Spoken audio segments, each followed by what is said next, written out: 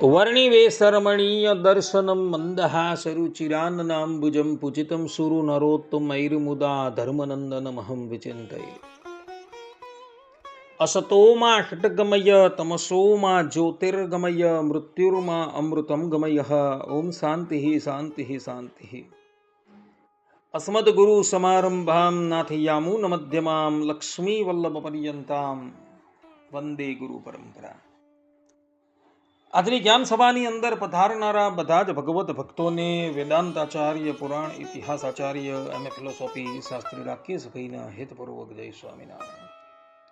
ભક્તો, આજની આ જ્ઞાન સભાની અંદર આપણે બધા શું કોઈકને ભૂતાદિકનો વળગાડ હોય તો તેને કંઠી પહેરાવી શકાય, આ વિષય પર થોડી વાત શ્રવણ કરશું. તો બધા જ શ્રોતાગણો ધ્યાનપૂર્વક આ પ્રવચન શ્રવણ કરે અને એને આત્મસાત કરી રાખે. તો આપણા સનાતન વૈદિક ધર્મમાં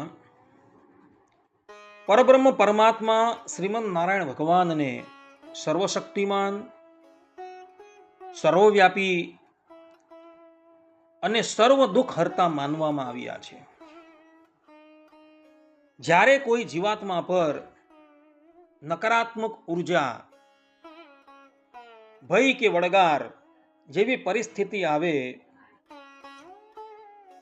ત્યારે સામાન્ય રીતે બધા જ લોકો ભયભીત થઈ અંધશ્રદ્ધા કે ક્ષુદ્ર વિદ્યાઓ કે દેવતાઓ તરફ વળતા હોય છે.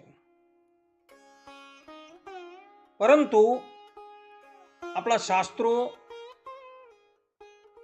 અને તમામ મુખ્ય આચાર્ય પરંપરાઓ એક સુરે પોકારીને કહે છે કે ભગવાનનું શરણ જ સૌથી મહાન રક્ષા કવચ છે. ભગવાન શ્રી હરિના નામ અને શરણાગતિ આગળ સંસારની કોઈ પણ દુષ્ટ કે નકારાત્મક શક્તિ ટકી શકતી જ નથી. અને આને માટે પુરાણોની અંદર પ્રમાણો પણ જોવા મળે છે. જેમ કે કહ્યું છે કે ડાકિન્યો યાતુ ધાન્યશ્ચ કુષ્માંડા એ અભર્ક ગ્રહાઃ ભૂત પ્રેત પિશાચાશ્ચ યક્ષ રાક્ષસ વિનાયકાઃ ડાકિની યાતુ ધાનીનામ અસુર ગ્રહ મંગલાઃ સર્વે નશ્યંતિ તે વિષ્ણુર નામ ગ્રહણ કાતરાઃ. અર્થાત કે ડાકિનીઓ, રાક્ષસો, કુષ્માંડો, બાલગ્રહો, ભૂત પ્રેત, પિશાચ, યક્ષ અને અન્ય અદ્રશ્ય બાધાઓ, આ બધી જ નકારાત્મક શક્તિઓ ભગવાન વિષ્ણુના નામનું ગ્રહણ કે કીર્તન કરવા માત્રથી જ ડરીને તુરંત નષ્ટ થઈ જાય છે. આ પ્રમાણે પુરાણોની અંદર આવા વચનો ઉપલબ્ધ છે. કહેવાનું તાત્પર્ય એ છે કે પરબ્રહ્મ પરમાત્મા ભગવાન શ્રી હરિ એ સર્વોપરી તત્વ છે અને એ પરબ્રહ્મ પરમાત્માના શરણમાં જવાથી કોઈ પણ વ્યક્તિને આલોક અને પરલોકમાં કંઈ પણ કષ્ટ હોય એ દૂર થઈ જાય છે. કોઈક વ્યક્તિને ભૂત છે, પ્રેત છે, પિશાચ છે ઇત્યાદિક નકારાત્મક શક્તિઓએ હાવી કરી દીધા છે, તો એવા વ્યક્તિને પણ જો ભગવાનના શરણાગત કરવામાં આવે ને, અર્થાત કે અનન્ય ભાવે જો એને ભગવાનના શરણાગત કરવામાં આવે ને, તો એ પણ બધી બાધાઓથી મુક્ત થઈ જાય છે. અને ભૂતકાળની અંદર એવા દ્રષ્ટાંતો જોવા મળે છે કે જે લોકોને આવા ભૂત પ્રેત ઇત્યાદિકના વળગાડો વળગેલા હતા અને એઓને ભગવાનના શરણની અંદર મૂકવામાં આવ્યા, તો એ બધા જ લોકો એનાથી શાંતિ પામેલા હતા. આ સંબંધમાં આપણા સ્વામિનારાયણ સંપ્રદાયમાં દીનાનાથ ભટ્ટની દીકરીનો પ્રસંગ એ દ્રષ્ટાંતરૂપ છે. કહેવાય છે કે ભગવાન સ્વામિનારાયણનો અભાવ લઈને એમના એક શિષ્ય નિર્વિકલ્પાનંદ સ્વામી સ્વામિનારાયણ સંપ્રદાયનો ત્યાગ કરીને પૃથક થઈ ગયા હતા અને એઓએ પોતાના માર્ગમાં આમોદના દીનાનાથ ભટ્ટને પણ ભેળવી લીધેલા હતા. પરંતુ દીનાનાથ ભટ્ટને પછી પાછળથી સત્ય હકીકતનું ભાન થતા એઓએ નિર્વિકલ્પાનંદ સ્વામીનો ત્યાગ કરી લીધો અને પુનઃ એઓ ઉદ્ધવ સંપ્રદાયમાં જોડાઈ ગયા હતા. પરંતુ આ બાજુ ભગવાન શ્રી હરિને એ વાતની ખબર પડી ગઈ હતી કે દીનાનાથ ભટ્ટ નિર્વિકલ્પાનંદ સ્વામીની સાથે જોડાઈ ગયા છે અને પુનઃ એઓ પાછા આપણા માર્ગમાં આવી ગયા છે. લાજના માર્યા દીનાનાથ ભટ્ટ ભગવાન શ્રી હરિ પાસે આવતા ન હતા, એમના દર્શન કરવા માટે આવતા ન હતા. હવે એ ઘટનાને થોડા દિવસ વ્યતીત થયા ત્યાં જ દીનાનાથ ભટ્ટની એકની એક દીકરીને બ્રહ્મ રાક્ષસ વળગેલો હતો.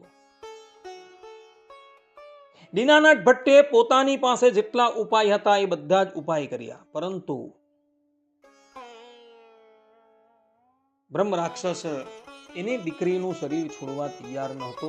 અંતે માન મૂકી દીનાનાથ ભટ્ટ ભગવાન શ્રી હરિની પાસે આવે છે. ભગવાન શ્રી હરિ એઓને કહે છે કે આ સભામાં બેઠેલા મયારામ ભટ્ટને તમે તમારી દીકરી પાસે લઈ જાઓ, એના પ્રતાપથી જ બધું શાંત થઈ જશે. અને પછી દીનાનાથ ભટ્ટ મયારામ ભટ્ટને લઈને આમોદ આવે છે અને આમોદ આવતા મયારામ ભટ્ટ ખાલી દીનાનાથ ભટ્ટની દીકરીના કાનમાં સ્વામિનારાયણ મંત્રનો ઉદ્ઘોષ કરે છે, ત્યાં જ પેલું બ્રહ્મ રાક્ષસ એનું શરીર છોડીને ચાલ્યો જાય. આ પ્રમાણે જેને વળગાળ વળગેલો હોય એ લોકો પણ ભગવાનના નામ નિવેદનથી જ દૂર ચાલ્યા જાય છે. ભગવાનના નામની અંદર એટલો પ્રતાપ છે. પરંતુ આ બાબતમાં એક વાત ખાસ ધ્યાન રાખવાની છે કે ભગવાનના શરણમાં ગયા બાદ એણે પછી કોઈ બીજા ક્ષુદ્ર દેવ છે કે દેવીનો આશ્રય નથી લેવાનો. કેવલ ને કેવલ ભગવાનના નામનું સ્મરણ કરવાનું છે.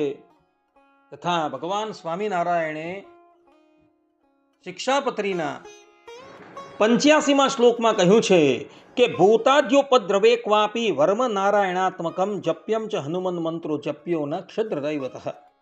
અર્થાત કે જો ક્યારેક ભૂત પ્રેતાદિકનો ઉપદ્રવ થાય ત્યારે તો નારાયણ કવચનો જપ કરવો અથવા હનુમાનના મંત્રોનો જપ કરવો, પણ એ સિવાય બીજા કોઈ ક્ષુદ્ર દેવના સ્તોત્ર અને મંત્રનો જપ ન કરવો. આ પ્રમાણે ભગવાન સ્વામિનારાયણે કહ્યા અનુસાર જ્યારે ભૂત આદિકનો ઉપદ્રવ થાય, કોઈને વળગાળ વળગેલું હોય અને એ ભગવાનના શરણમાં થયો હોય, ત્યારબાદ એણે નારાયણ કવચનો જાપ કરવાનો છે. તથા સત્સંગી જીવનના પ્રથમ પ્રકરણમાં જે હનુમાનજીનો મંત્ર બતાવેલો છે તથા સ્તોત્ર બતાવેલ તેનો જ પાઠ કરવાનો છે. જો એ ન કરે અને અન્ય દેવી દેવતાના મંત્રનો જાપ કરે તો એની શરણાગતિ ભંગ થઈ જાય છે અને શરણાગતિ ભંગ થતા એ વ્યક્તિ ભગવાનની કૃપાથી વંચિત રહે છે. દેવર્ષિ નારદ ભક્તિ સૂત્રમાં કહે છે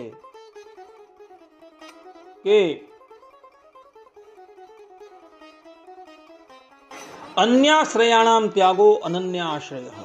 અર્થાત કે અન્યાશ્રયનો ત્યાગ કરી અનન્ય ભાવે ભગવાનનું ભજન કરવું જોઈએ. રામાનુજ સંપ્રદાયના એક ગ્રંથમાં પણ એક વાક્ય આવે છે કે અન્યાશ્રયેણ પ્રપત્તિ બાધિતા ભવતી. અર્થાત કે અન્યાશ્રય કરવાથી શરણાગતિ ભંગ થઈ જાય છે. માટે જે લોકોને ભૂત પ્રેત ઇત્યાદિકનું વળગાળ વળગેલું હોય એ લોકોને ભગવાનના શરણાગત કરી દેવા અને પછી એને કહેવું કે તમારે અન્ય ભાવે ભગવાનનું ભજન કરવાનું છે અને નારાયણ કવચ તથા હનુમાનજીના મંત્રનો જાપ કરવાનો છે. ને હનુમાનજીનો મંત્ર જે સત્સંગી જીવનના પ્રથમ પ્રકરણમાં તથા સ્તોત્ર જે સત્સંગી જીવનના પ્રથમ પ્રકરણમાં આપેલું છે તેનો જ જાપ કરવાનો છે, પરંતુ બીજા કોઈનો જાપ કરવાનો નથી. જો આ પ્રમાણે કરે તો એવા વ્યક્તિ વળગાડથી સંપૂર્ણપણે મુક્ત થઈ જશે. એટલે સિદ્ધાંત એ જ છે કે કોઈને વળગાળ વળગેલું હોય તેને પણ કંઠી પહેરાવી શકાય છે અને ભગવાનના શરણમાં મૂકી શકાય છે. આટલું કહીને હું મારી વાણીને અહીં વિરામ આપું છું. સર્વે સંતુ નિરામયઃ, સર્વે સુખીનો ભવંતુ, સર્વે ભદ્રાણિ પશ્યંતુ, મા કશ્ચિદ દુઃખ ભાગ ભવેદ અસ્તુ. જય સ્વામિનારાયણ.